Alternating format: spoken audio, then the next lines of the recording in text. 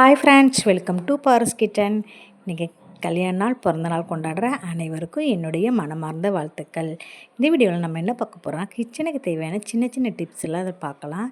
முட்டையை வச்சு இந்த முட்டை ஓட வச்சு என்ன பண்ணலாம், இந்த அப்பளம் எப்படி என்ன பண்ணலாம் அப்படிங்கிறத பார்க்கலாம். இந்த கல்லுப்பு வச்சு என்ன பண்ணலாங்கிற பார்க்குறேன். துணி காயப்படுற ஆங்கர் இருந்தாலே போதும், நமக்கு ஆணி அடிக்க தேவையில்லை. அது எப்படிங்கிறத நான் உள்ள வீடியோக்குள்ளே சொல்லியிருக்கேன். அதனால் வீடியோ ஸ்கிப் பண்ணாமல் பாருங்கள், உங்களுக்கு அப்போ தான் புரியும் என்னென்ன சொல்லியிருக்கேங்கிறது. வாங்க, என்னோடய சேனலில் முறையாக பார்க்குறதுனால சப்ஸ்கிரைப் பண்ணிவிட்டு பாருங்கள். வாங்க வீடியோக்குள்ளே போகலாம். ஃபஸ்ட்டு டிப்பு நம்ம என்னென்னு பார்த்துருவோம். இந்த மாதிரி டம்ளர் எல்லார் வீட்லேயும் இருக்கும். இந்த மாதிரி பிளாஸ்டிக் மூடி நமக்கு தனியாக இருந்துச்சுன்னா இந்த மாதிரி டம்ளரில் நம்ம அதை போட்டு யூஸ் பண்ணிக்கலாம். ஒரு கண்டெய்னராக யூஸ் பண்ணிக்கலாம். அது எப்படிங்கிறத பார்க்கலாம். இந்த டம்ளருக்கு பார்த்திங்களா, அந்த டம்ளருக்கு மூடி செட் ஆகிற மாதிரி நம்மகிட்ட பிளாஸ்டிக் மூடி இது நான் கிசான் ஜாமோட மூடி எடுத்துருக்கிறேன். கரெக்டாக இந்த டம்ளருக்கு செட் ஆகுது. நம்ம இதை ஜூஸ் ஏதாச்சும் அடிக்கிறோன்னா அடிச்சுட்டு நம்ம கொஞ்சம் நேரம் கழித்து கொடுக்குற மாதிரி இருந்தால் நம்ம அதை ஃப்ரிட்ஜில் தூக்கி டம்ளரோடு வைக்க முடியாது, டக்குன்னு கீழே சாஞ்சி கொட்டிடும். அப்படி கொட்டாமல் இருக்க இந்த மூடியை போட்டு நீங்கள் ஸ்டோர் பண்ணி வச்சுக்கலாம். அதேமாதிரி எங்கேயாச்சும் நம்ம போகிற மாதிரி இருந்தால் டக்குன்னு நம்ம ஜூஸ் ஏதாச்சும் எடுத்துகிட்டு போகிற மாதிரி இருந்தால் பசங்களுக்கோ குட்டி பசங்களுக்கோ எடுத்துகிட்டு போகிற மாதிரி கேன் பேக்கில் விட வச்சு சூப்பராக தூக்கிட்டு போயிருக்கலாம். ஆனால் கொட்டவே கொட்டாது. இந்த ஐடியா நல்லா ரொம்ப யூஸ்ஃபுல்லாக இருக்கும்னு நினைக்கிறேன். ஏன்னா இந்த டம்ளர் இருந்தாலே போதும். இந்த மூடி கண்டிப்பாக எல்லார் வீட்லேயும் டப்பா காணாமல் போய்டும், மூடி இருக்கும். இந்த மாதிரி மூடி இருந்தால் நீங்கள் அந்த மூடியை தூர போடாதீங்க, தூக்கி வச்சுக்கிங்க. ரொம்ப யூஸ்ஃபுல்லாக இருக்கும். எங்கே கொண்டு போனாலும் இந்த டம்ளரில் போட்டு மூடி செட் ஆகிற மாதிரி மூடி இருந்தால் அதை யூஸ் பண்ணுங்கள். இந்த டிப்பு பிடிச்சிருந்தா ஒரு லைக் கொடுங்க. நெக்ஸ்ட் டிப் என்னென்னு பார்த்துருவோமா, காய் சீவுரை தாங்க. இந்த காய் சீவுரை கொஞ்ச நாள் நம்ம சீவிருப்போம், அப்புறம் கொஞ்ச நாள் அப்படியே ஓரங்கட்டியிருப்போம். அந்த காய் சீவுறக்கு வேலை இல்லாமல் இருக்கும். அப்படி பார்த்தா கொஞ்சம் அப்படியே மழுங்கி போன மாதிரி ஆகிடும். நம்ம என்ன தான் திருவினாலும் அவசரத்துக்கு திருவவே முடியாது. அப்படி மழுங்கி போன காய் சீவலை இந்த மாதிரி அகல் விளக்கு ஒன்று எடுத்துக்கோங்க. அகல் விளக்கு பின்னாடி புறத்தை வச்சு நல்லா அப்படியே மேலேருந்து கீழே வர நல்லா சீவி விடுங்க. அது நல்லா சாணம் பிடிச்ச மாதிரி இருக்கும். பலன்னு நல்லா சீவோம். அப்போ தான் அடுத்த நேரம் நமக்கு காய் பாருங்கள், நான் எப்படி சீவுறேன்னு பாருங்கள். இந்த மாதிரி நீங்கள் சீவி விடுங்க. காய் சீவுற மாதிரியே சீவுங்க. எல்லா பக்கமும் நல்லா சீவி விடுங்க. எல்லா பக்கமும் அதே மாதிரி நல்லா சீவி விட்டிங்கன்னா சூப்பராக சீவிடும்.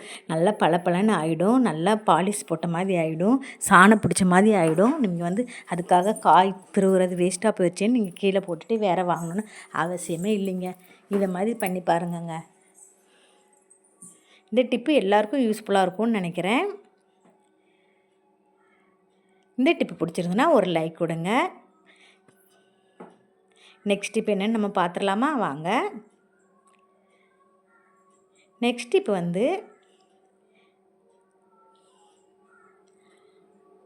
கேரட் தாங்க எடுத்திருக்கேன். இந்த கேரட் சீவுறதுக்கு நம்மகிட்ட காய் சீவுறதோ எதுவுமே தேவையில்லைங்க. இங்கே பாருங்கள், அதோடய தோல் சீவி எடுக்கிறதுக்கு இந்த டம்ளர் மட்டும் போதுங்க. டம்ளரை வச்சு நான் எப்படி சீவுறேன்னு பாருங்கள். அந்த டம்ளரை திருப்பி வச்சுக்கிங்க. இப்படி சீவி எடுத்திங்கன்னா நல்லா தோல் மட்டும் நல்லா சூப்பராக சீவி வந்துடுங்க. அதை நம்ம கத்தி வச்சு சீவினா கூட நிறைய சதையோடு வர்ற மாதிரி இருக்கும். அந்த காயும் கொஞ்சம் கீழே வந்த மாதிரி இருக்கும். அப்படி எல்லாமே வராதுங்க. இங்கே பாருங்கள் எப்படி சீவுறேன்னு பாருங்கள். இந்த டம்ளரை வச்சு நம்ம சூப்பராக சீவி எடுத்துடலாங்க.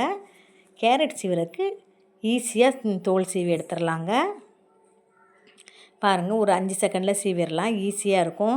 நம்ம கத்தி வச்சு சீவினா கையில் பட்டுருமோன்னு பயப்படணும். அதேமாதிரி அந்த கேரட்டு கூட நம்ம கொஞ்சம் சீவி எக்ஸ்ட்ரா வந்துடும் சதையோட. இப்படி வராமல் இருக்கிறதுக்கு இந்த டம்ளரை வச்சு சீவி பாருங்கள். இது புது ஐடியா, புதுமையான ஐடியா தான். கண்டிப்பாக இது யூஸ்ஃபுல்லாக இருக்கும்னு நினைக்கிறேன்.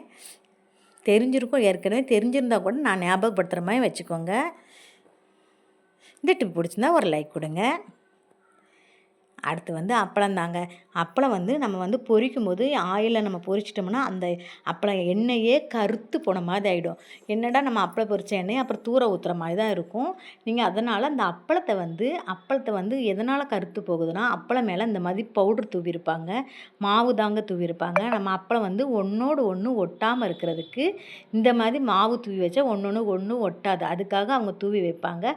காயப்படும் போது நல்லா இதாக இருக்குங்கிறக்காக தூவி வைக்கிறது. அதை நம்ம நல்லா தட்டிட்டு நல்லா ஒரு காட்டன் துணி எடுத்துக்கோங்க, இல்லை ஒரு டிஷ்யூ பேப்பர் கூட எடுத்துக்கோங்க. நல்லா நான் எப்படி துடைக்கிறேன் பாருங்கள். அந்த மாதிரி துடைச்சி எடுத்துக்கோங்க. ஒவ்வொரு அப்பளத்தையும் துடைச்சி எடுத்து நான் ஒரு 4-5 அப்பளத்தை தட்டினேங்க. அதுலேயே எவ்வளோ தூசி வருதுன்னு பாருங்கள். மாவு தாங்க, தூசி இல்லை, சாரி, அது மாவு. நம்ம என்ன உளுந்து மாவு தாங்க இவ்வளோ வருதா.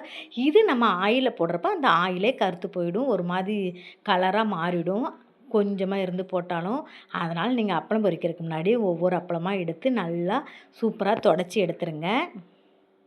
ஒரு காட்டன் துணியோ இல்லாட்டி டிஷ்யூ பேப்பரை வச்சே தொடைங்க. அதுக்கப்புறம் நீங்கள் எண்ணெயில் பொரித்து பாருங்களேன்.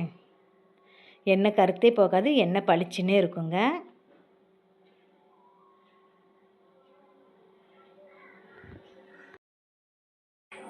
இந்த டிப்பு எல்லாருக்கும் யூஸ்ஃபுல்லாக இருக்கும்னு நினைக்கிறேன். நீங்கள் வந்து அப்பளம் பொரிக்கிறதுக்கு முன்னாடி நல்லா தொடச்சி ஸ்டோர் பண்ணி வச்சுக்கோங்க. அப்போதான் வந்து எண்ணெயில் வந்து நமக்கு அந்த அழுக்கு தூசி எல்லாமே வராது. அப்பளம் பொரித்து எடுக்கிறதுக்கு ஈஸியாக இருக்கும். இந்த மாதிரி நீங்கள் ட்ரை பண்ணிட்டு பாருங்கள். இந்த டிப் எல்லாருக்கும் யூஸ்ஃபுல்லாக இருக்கும்னு நினைக்கிறேன். கண்டிப்பாக இது யூஸ்ஃபுல்லாக இருந்தால் எல்லாருக்கும் ஷேர் பண்ணுங்கள். இந்த டிப் பிடிச்சிருந்தா ஒரு லைக் கொடுங்க. நெக்ஸ்ட் டிப் என்னென்னு பார்த்துருவோமா? நெக்ஸ்ட் இப்போ வந்து உருளைக்கிழங்கு தாங்க எடுத்திருக்கேன். உருளைக்கிழங்கு வந்து நம்ம வேக வச்சா சட்டுன்னு ஒவ்வொரு கிழங்கு சரியாக வேகாது. அதை வந்து நம்ம என்னென்னு கட் பண்ணி போட்டாலும் அதுவும் அவ்வளோ சீக்கிரத்தில் வேகாது. நான் சொன்ன மெத்தடில் வேக வச்சிங்கன்னா சூப்பராக வந்துடும். உள்ளே எல்லாம் வேகாமல் இருக்காது, செமையாக சூப்பராக வந்துடும். இப்படி நீங்கள் ட்ரை பண்ணி பாருங்கள். அதை ரெண்டாக கட் பண்ணிக்க, நல்லா வாஷ் பண்ணிவிட்டு ரெண்டாக கட் பண்ணிக்கோங்க. கட் பண்ணிவிட்டு பின்னு தாங்க எடுத்துருக்கேன். பின்னோ இல்லாட்டி ஏதோ ஒரு கம்பி எது இருந்தாலும் உங்கள் கையில் எது இருந்தாலும் சரி, அதை வச்சு நல்லா சின்ன சின்னதாக ஹோல்ஸ் போட்டு விட்ருங்க. இந்த ஹோல்ஸ் போடுறதுனால பார்க்குறக்கு நல்லா நீட்டாக தெரியாதோ, நல்லா இருக்காதுன்னு நினைக்காதீங்க. அது வெந்த பிறகு தெரியாது, நல்லாயிருக்கும். எப்பவும் இருக்கிற உருளைக்கிழங்கு மாதிரி தாங்க இருக்கும். அதனால் இந்த மாதிரி ஓட்டை போட்டுக்குங்க. அதுக்கப்புறம் நீங்கள் வேக வச்சு பாருங்கள், சூப்பராக வெந்துடும். நீங்கள் இது வந்து கிழங்கு செய்கிறதுக்கோ இல்லை புடிமா செய்கிறதுக்கோ நல்லா வெந்தால் தான் நல்லாயிருக்கும் உருளைக்கிழங்கு. இந்த மாதிரி நீங்கள் ட்ரை பண்ணி பார்த்தீங்கன்னா சூப்பராக நல்லா நைஸாக நல்லா சூப்பராக வெந்துருங்க. வேக வைக்கிறதுக்கு இந்த டிப்பை ஃபாலோ பண்ணி பாருங்கள். இந்த டிப்பு எல்லாருக்கும் கண்டிப்பாக பிடிக்கும்னு நினைக்கிறேன். பிடிச்சிருந்தா ஒரு லைக் கொடுங்க. என்னோடய சேனலை ஃபஸ்ட்டு முறையாக பார்க்குறதா இருந்தால் சப்ஸ்கிரைப் பண்ணிவிட்டு பாருங்கள். வீடியோவை ஸ்கிப் பண்ணாமல் பாருங்கள், இன்னும் நிறைய டிப்ஸ் இருக்குது. நெக்ஸ்ட் டிப்பு பார்ப்போமா?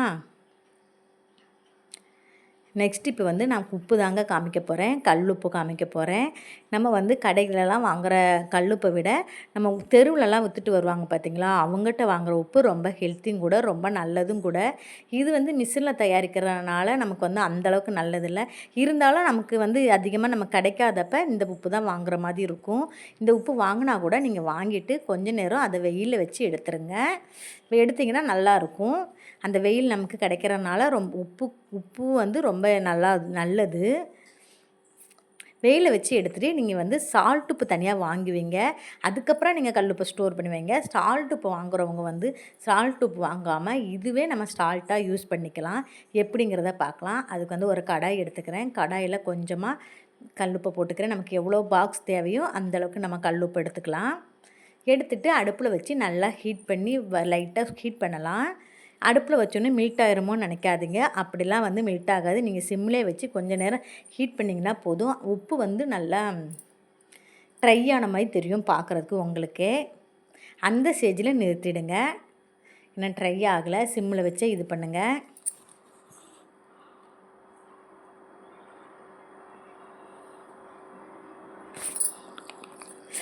ட்ரை பண்ணிகிட்டே இருக்கிறேன். நல்லா ட்ரை ஆகினோன்னு நம்ம மிக்ஸி ஜாரில் போட்டு 2 ஓட்டு ஓட்டிடலாங்க. இனிமேல் சால்ட் உப்பு இப்படி நம்ம தயாரிக்கிறனால நமக்கு பணமும் மிச்சமாகும்.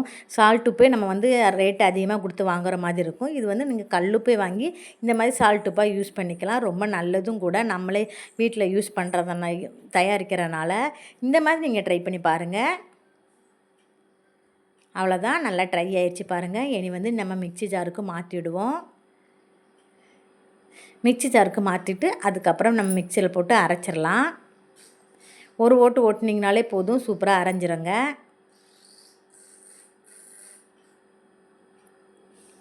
நான் இன்றைக்கி ஒரு சின்ன ஜார் அளவுக்கு எடுத்து அரைச்சி வைக்கிறேன். இது காலியானதப்போ அதுக்கப்புறம் நம்ம எடுத்து நான் அரைச்சிப்பேன். அவ்வளோதாங்க, அரைச்சாச்சு. நம்ம இது அரைச்சதுக்கும் அதுக்கு நம்ம கடையில் வாங்கின சால்ட்டுக்கும் வித்தியாசம் பாருங்கள். கடையில் வாங்கின சால்ட்டு ரொம்ப வெள்ளையாக இருக்கும். நம்ம அரைச்சது பாருங்கள் கொஞ்சம் கலர் கம்மியாக இருக்கும். ஏன்னா நம்ம வீட்டிலே தயாரித்ததுனால. ஆனால் இது நல்ல ஹெல்த்தும் கூட. இந்த மாதிரி நீங்கள் ட்ரை பண்ணி பாருங்கள். நம்ம சால்ட் உப்பு வெளியே வாங்காமல் வீட்டிலே இப்படி அரைச்சி வச்சுக்கலாம். காசுக்கு காசும் மிச்சம், ஹெல்த்தும் கூட. இந்த டிப்பு எல்லாருக்கும் யூஸ்ஃபுல்லாக இருக்கும்னு நினைக்கிறேன். இந்த டிப்பு யூஸ்ஃபுல்லாக இருந்ததுன்னா உங்கள் ஃப்ரெண்ட்ஸ் அண்ட் ஃபேமிலிக்கு ஷேர் பண்ணுங்கள். அவ்வளோதான். நெக்ஸ்ட் டிப்பு நம்ம என்னென்னு பார்த்துருவோமா? நெக்ஸ்ட் இப்போ வந்து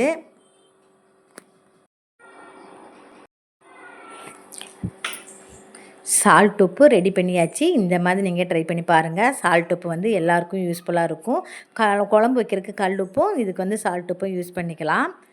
நெக்ஸ்ட் இப்போ வந்து நம்ம வந்து மிக்ஸி ஜாரு வந்து நல்லா ஓடலை, ஒரு மாதிரி ஷார்ப்னஸ் இல்லாமல் இருக்குது அப்படின்னா அதுக்கு ஒரு ஐடியா சொல்கிறேன் பாருங்கள். அதுக்கு வந்து இன்றைக்கி ஒரு 4 முட்டை ஓடு தாங்க எடுத்திருக்கேன். நல்லா 4 முட்டை ஓடை நல்லா கழுவி எடுத்து காய வச்சு எடுத்துருக்கேங்க. நம்ம முட்டை ஓடை அப்படியே போட்டால் ஈரமாக போட்டால் ஒரு மாதிரி ஸ்மெல் வரும், பேட் ஸ்மெல்லு. அதனால் லைட்டாக அலாசிட்டு லைட்டாக காய வச்சு எடுத்துக்கோங்க. நல்லா ட்ரை ஆனதும் எடுத்து அதை மிக்ஸி ஜாரில் போட்டு மிக்சியில் போட்டு ஒரு அரை அரைச்சிடலாங்க.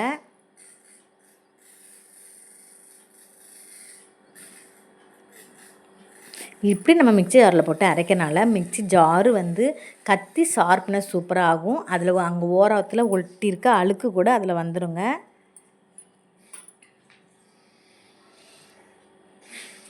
மிக்சியில் போட்டுட்டு இனி மிக்ஸி ஜாரை போட்டு அரைச்சிக்கலாம். மிக்சியில் வச்சு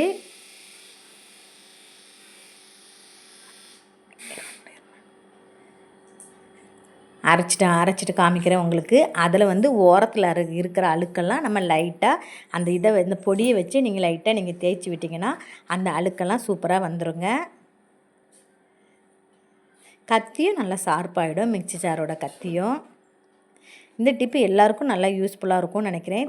ஏற்கனவே தெரிஞ்சிருந்தால் கூட நீங்கள் மறந்துருக்கலாம். நான் சொல்கிறதுனால உங்களுக்கு ஞாபகம் வரலாம். கண்டிப்பாக இந்த டிப்பு எல்லாருக்கும் யூஸ்ஃபுல்லாக இருக்கும். டிப்பு பிடிச்சிருந்ததுன்னா ஒரு லைக் கொடுங்க.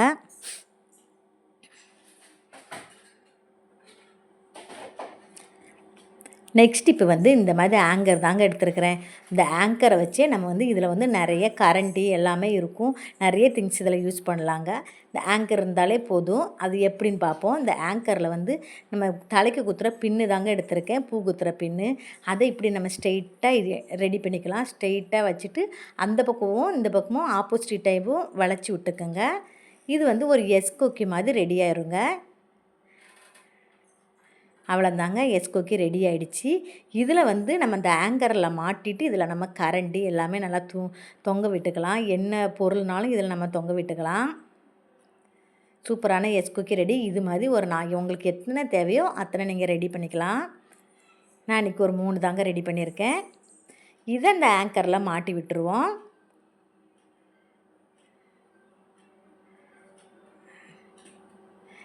இந்த ஆங்கரில் மாட்டி விட்டுட்டு நல்லா வந்து அந்த ஆங்கரில் மாட்டிருக்க மட்டும் நல்லா கொஞ்சம் டைட் பண்ணி விட்டுருங்க. டைட் பண்ணி விட்டுட்டுனா நீங்கள் அந்த சைடு இந்த சைடு நகராமல் இருக்கும்.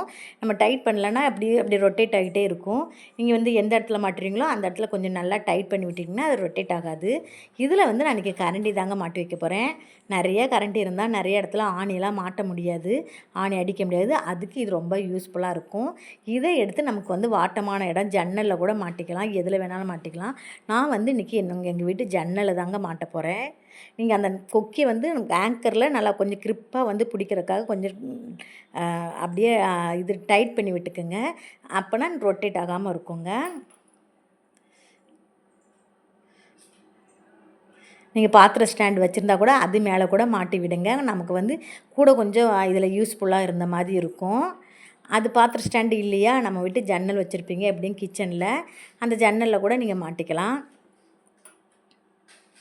இன்றைக்கி நான் ஜன்னலில் தாங்க மாட்டிக்கிறேன். இதில் வந்து கரண்டி, இந்த லெமன் புளிகிறது, சிசரு எல்லாமே இதில் மாட்டி விட்டுறலாங்க. கை கட்டின தூரத்தில் வச்சுக்கலாம். அந்த இடம் டிஸ்டர்பாக இருந்தால் கூட அப்படியே ஆங்கரில் தூக்கி வேறு எங்கேயாச்சும் கூட நம்ம மாட்டிக்கலாம். தேவைப்பட்ட பக்கம் நம்ம தூக்கி போய் மாட்டிக்கலாம். இது ரொம்ப யூஸ்ஃபுல்லாக இருக்கும்னு நினைக்கிறேன். நான் இன்றைக்கி சொன்ன டிப்ஸ் எல்லாம் எல்லாருக்குமே பிடிச்சிருக்கும். பிடிச்சிருந்தா ஒரு லைக் கொடுங்க.